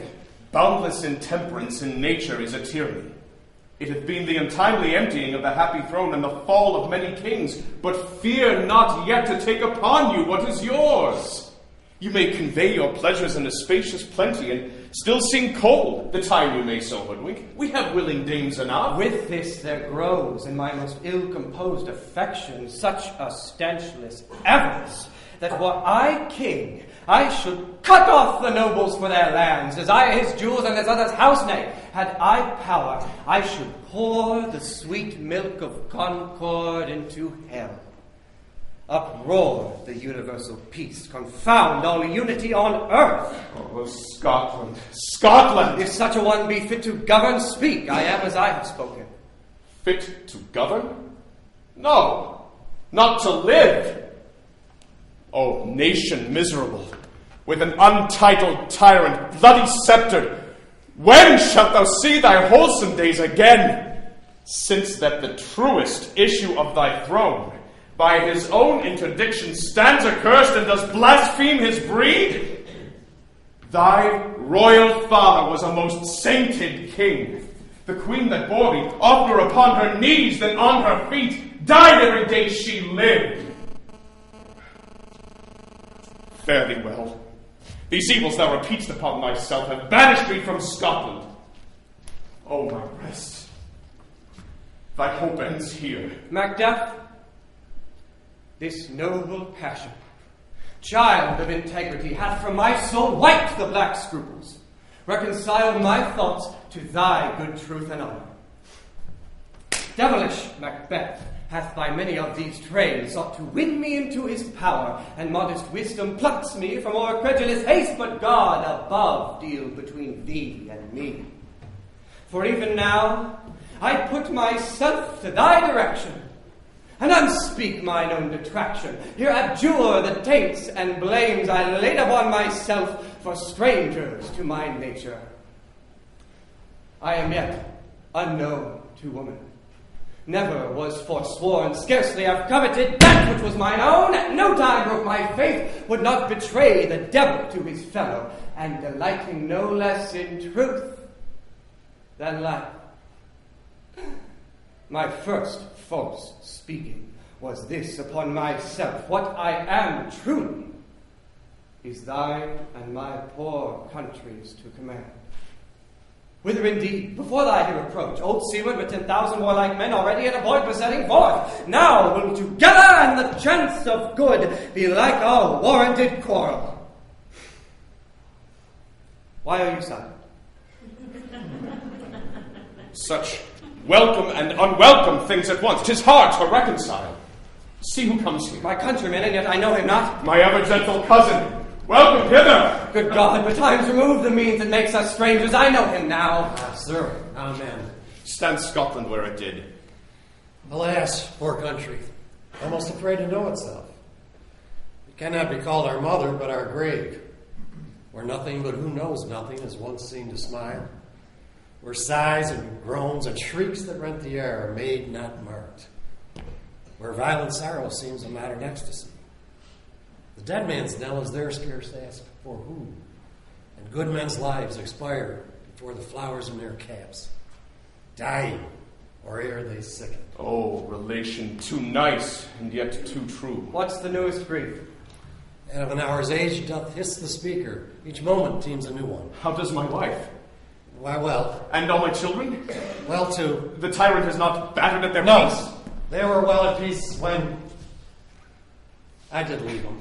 Be not a niggard of your speech. How goes it, man? When I came hither to transport the tidings, which I have heavily borne, there ran a rumor of many good fellows that were out, which to my belief witnessed the rather that I saw the tyrant's power afoot. Now is the hour of hell. Your eye in Scotland will create soldiers, make our women fight to doff their dire distresses. Be it their comfort we are coming thither. Gracious England hath lent us old Seward and 10,000 men, an older and a better soldier none that Christendom gives out. Would that I could answer this comfort with a like. But I have words that should be howled out into the desert air where hearing could not latch them. What concern they? The general cause? Or is it a fee grief due to some single breast? No mind that's honest, but in it shares some woe. Well, the main part pertains to you alone. If it be mine, keep it not from me quickly. Let me have it. Let not your ears despise my tongue forever. It shall possess them of the heaviest sounds that ever yet they've heard. Oh, I guess at it. Your castle is surprised. Your wife and babes savagely slaughtered. To relate the manner were upon the quarry of these murdered deer. To add the death of you. Merciful heaven. What, man? Now pull your hat upon your brows, give sorrow words. The grief that does not speak whispers the o'erfraught heart and bids it break. My children too? Wife, children, servants, all that could be found. And I am to be from thence.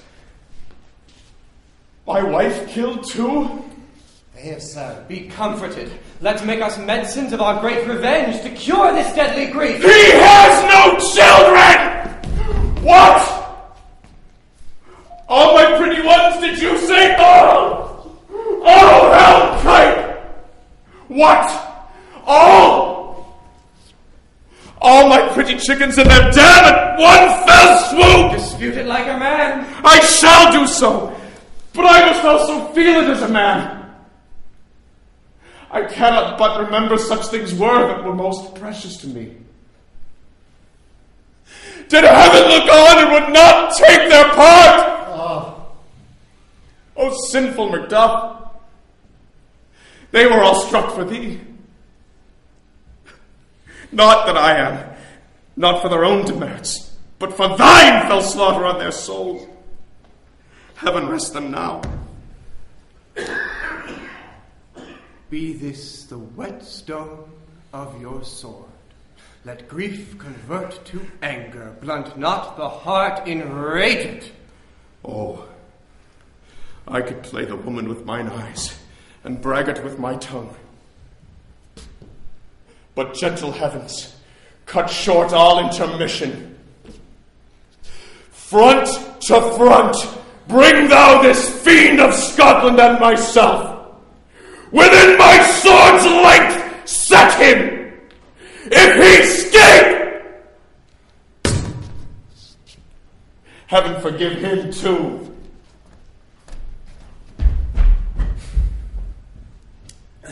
This time goes manly. Come, go into the king. Our power is ready, our lack is nothing but our leave. Macbeth is ripe for shaking. And the powers above put on their instruments. Receive what cheer you may. The night is long that never finds the day.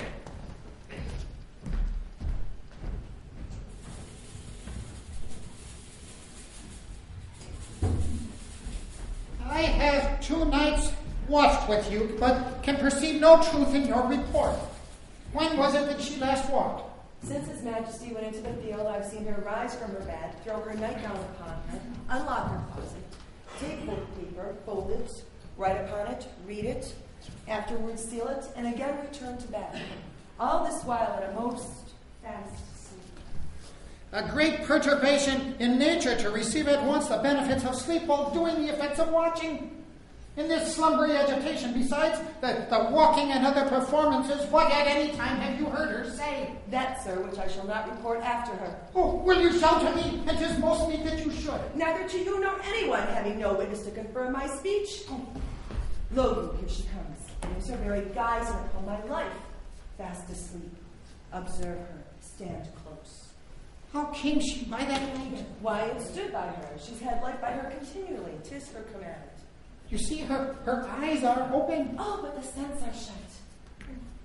What is it she does now? You see how she rubs her hands? It's an accustomed action with her to seem thus washing her hands, in order to continue this a quarter of an hour. There's a spot still. Oh, she speaks. I will set down what she says, the better to further my remembrance of her saying. Out that spot! Out, I say! 1, 2. Why then, 'tis time to do it. Hell is murky. Fie, my lord, fie, a soldier in a field! What needs we fear who knows it when none can call our power to account? Yet, who would have thought the old man to have had so much blood in him? Do you mark that? If I had a wife, where is she now? Oh, what? Oh, these hands never be clean. No more of that, my lord, no more of that. You mar all with this starting. Go to. You have heard what you should not. She has spoke what she should not. I am sure of that. Heaven knows what she has known. There's a spell of blood still. All the perfumes in Arabia will not sweeten this little hand. What a sigh is there? The heart is sorely charged. I would not have such a heart in my bosom for the dignity of the whole body. Well. Pray God be, sir. This disease is beyond my practice, but I have known those who have walked who have died holily in their beds. Wash your hands. Get in your nightgown, look not so pale. I tell you, yet game fate was buried. He cannot come out of his grave. Even so. To bed. There's a knocking at the gate. Come. Give me your hand. What's done could not be undone. To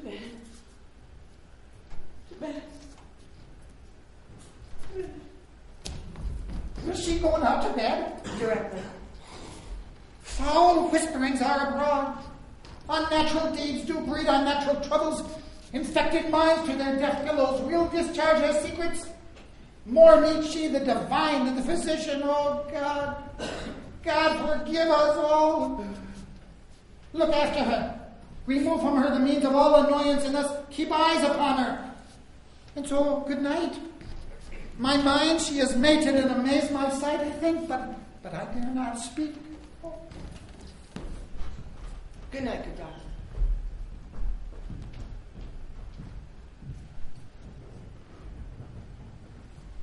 The English power is near.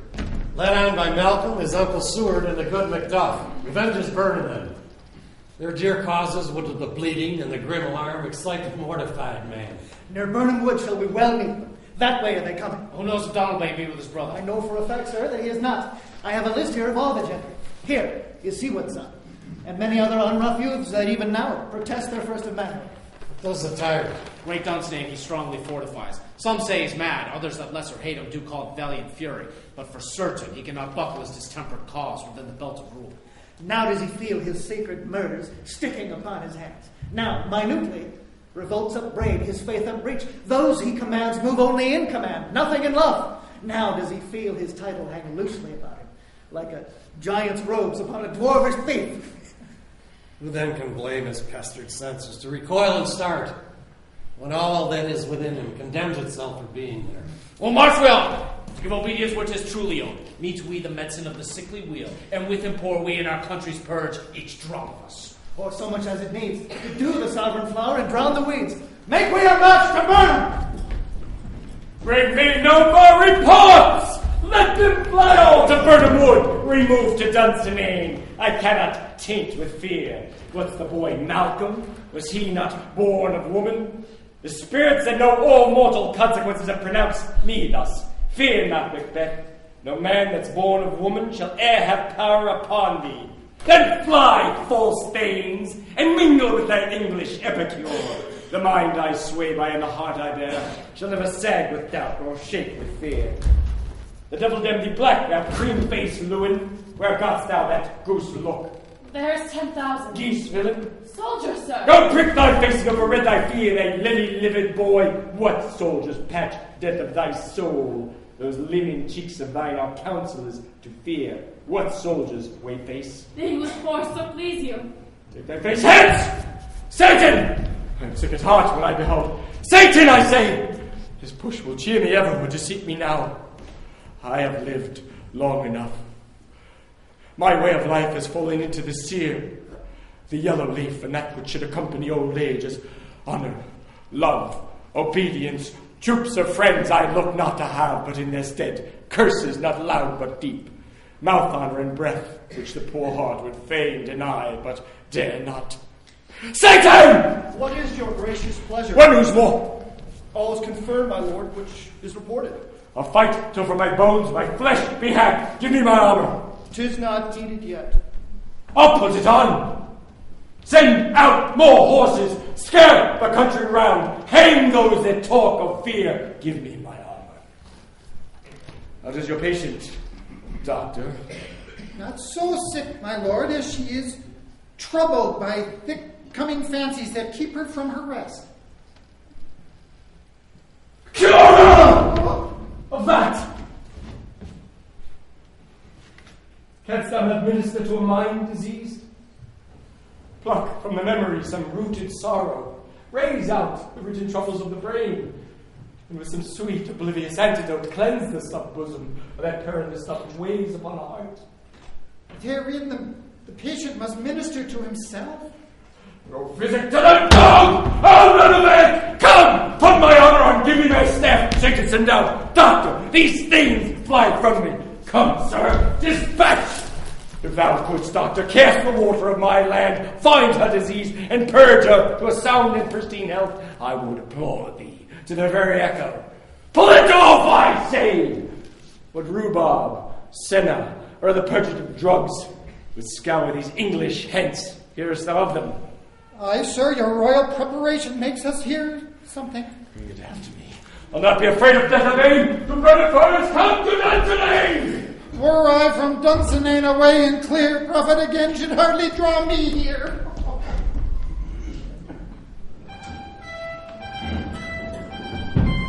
Cousins, I hope the days are near at hand that Chambers will be safe. Doubted nothing.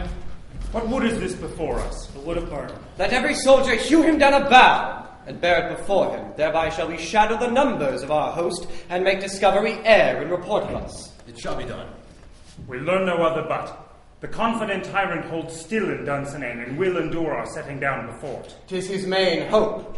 For where there is advantage to be given, both more and less have given him the revolt, and none serve with him but constraining things whose hearts are absent too. Let our just censures attend the true event, and put we on industrious soldiership.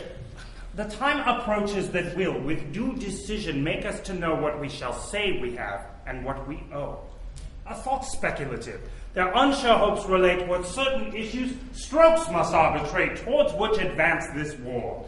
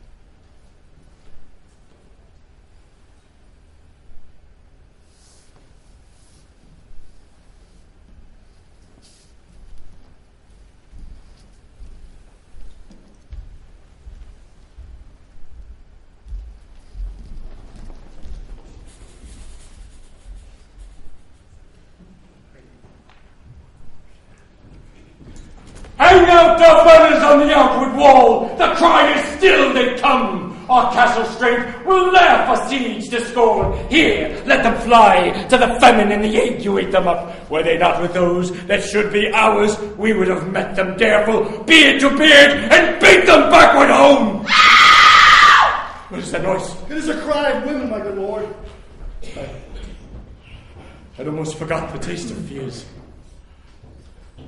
The time has been my senses would have cooled to hear a night shriek, and my fell of hair would at a dismal treatise rouse and stir, as life were in it. I have supped full with horrors. Direness, familiar to my slaughterous thoughts, cannot once start me. Wherefore was that cry? The queen, my lord, is dead. She should have died hereafter.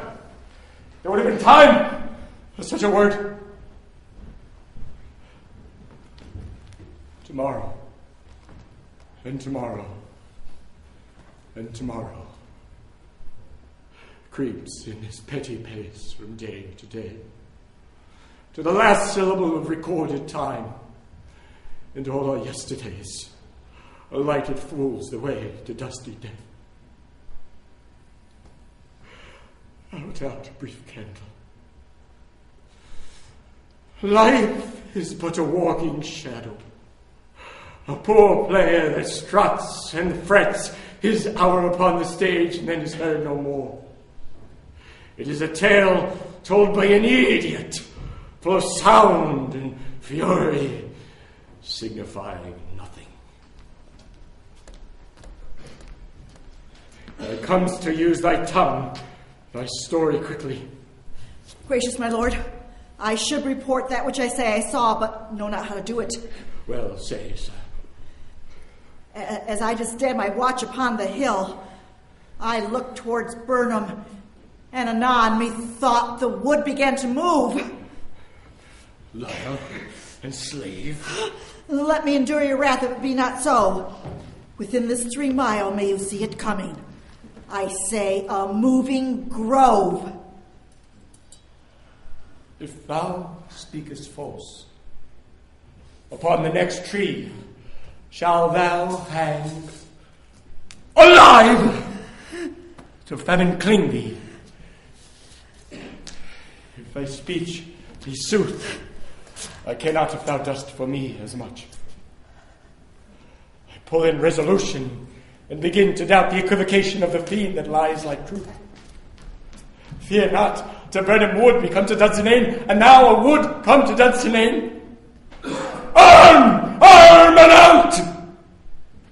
If this which he avouches does appear, there's no flying hence, nor tarrying here. I begin to be weary of the sun, and wish the estate of the world were now undone.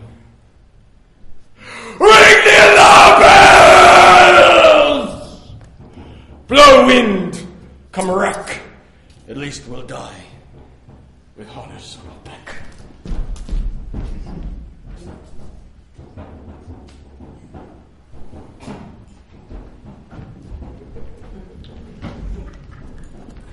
Now, near enough. Your levy screens throw down, and show like those you are. You, worthy uncle, shall with my cousin, your right noble son, lead our first battle. Worthy Macbeth and we shall take up arms what else remains to do, according to our order. Very well. And do we but find the tyrant's power tonight? Let us be beaten if we cannot fight. Make all our trumpets speak! Give them breath! Those clamorous harbingers of blood and death!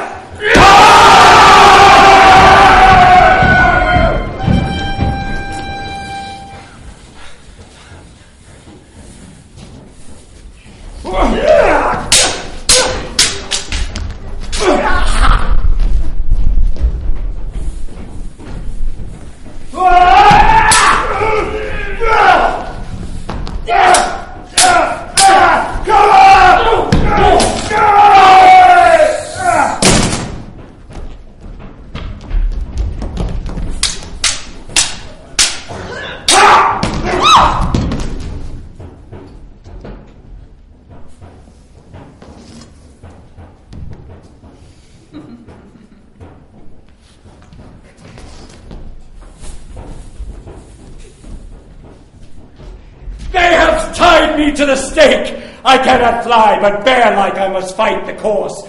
Was he that was born of woman, such a one am I to fear or none? What is thy name? Thou be afraid to hear it. No! Though thou callest thyself a harder name than any is in hell. My name is Macbeth. The devil himself could not pronounce a name more hateful to mine ear. No, or more fearful. Thou liest, abhorred tyrant. My sword shall prove the lie thou speak.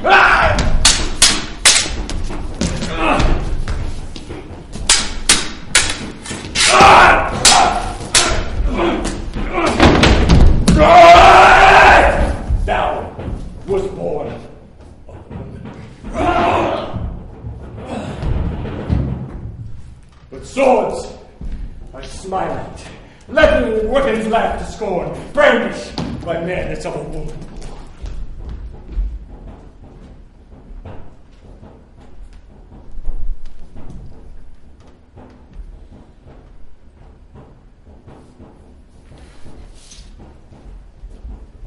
That way the noise is.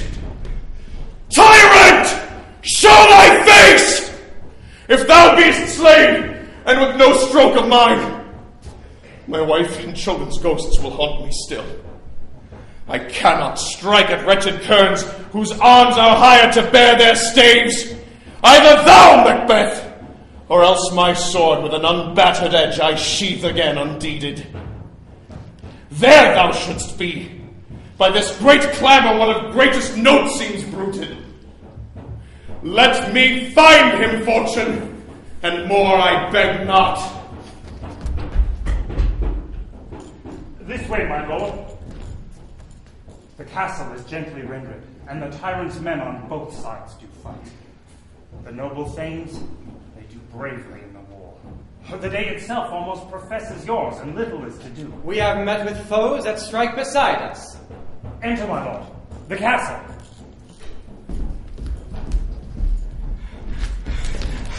Why should I play the Roman fool and die upon my own sword, whilst I see lives, gashes, do better upon them? Turn, hellhound! Turn! Of all men else, I have avoided thee, but get thee back. My soul is charged too much with blood of thine already. I have no words. My voice is in my sword. Thou bloodier villain than terms can give thee out! Thou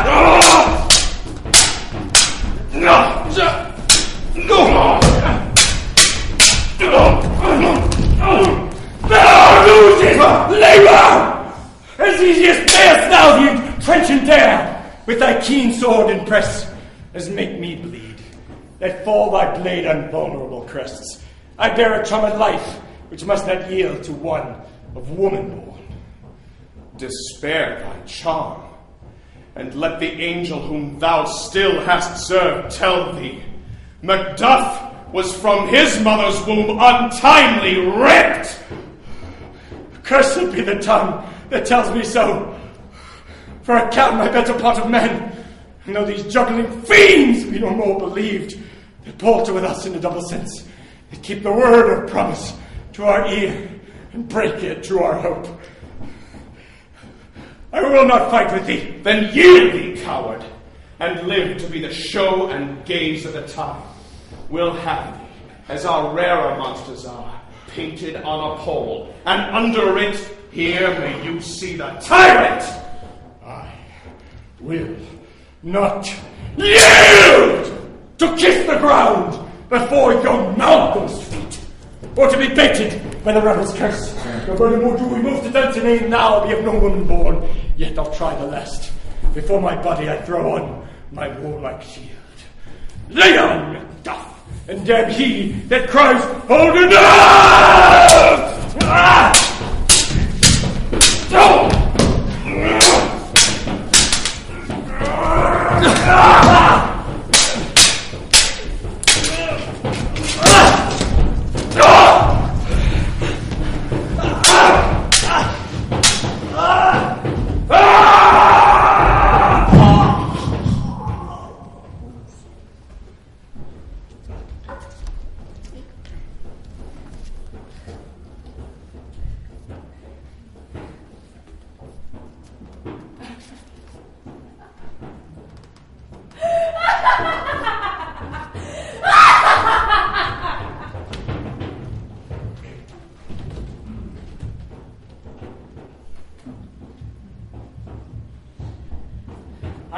friends we miss were safe arrived. Some must go off, and yet by these I see so great a day was cheaply bought. Macduff is missing, and your noble son. Your son, my lord, has paid a soldier's debt. He only lived but till he was a man, that which no sooner had his valor proved in the unshrinking station where he fought. But like a man he died. Then he is dead. Aye, brought off the field. The cause of sorrow must not be measured by his woe, for then it hath no end. Had he his hurts before? Aye, on the front. That God soldier be he. And so his knell is known. He's worth more sorrow, and that I'll spend for him. He's worth no more. They say he parted well and paid his score. So God be with him. Here comes newer comfort. Hail, King of Scotland, for so thou art. Behold where stands the usurper's cursed head. The time is free. I see thee, compassed with thy kingdom's pearl, that speak my salutation in their minds, whose voices I desire aloud with mine. Hail, King of Scotland! Hail, King of Scotland! We shall not spend a large expense of time before we reckon with your several loves and make you even with us. My thanes and kinsmen henceforth be earls, the first that ever Scotland in such an honour named. What's more to do, which would be planted newly with the time, is calling home our exiled friends abroad that fled the snares of watchful tyranny, producing forth the cruel ministers of this dead butcher and his fiend-like queen, who, as 'tis thought with self and violent hands, took off her life. This, and what needful else that calls upon us, by the grace of grace, we will perform in measure, time, and place. So, thanks to all at once, and to each one whom we invite to see us crowned at Scone.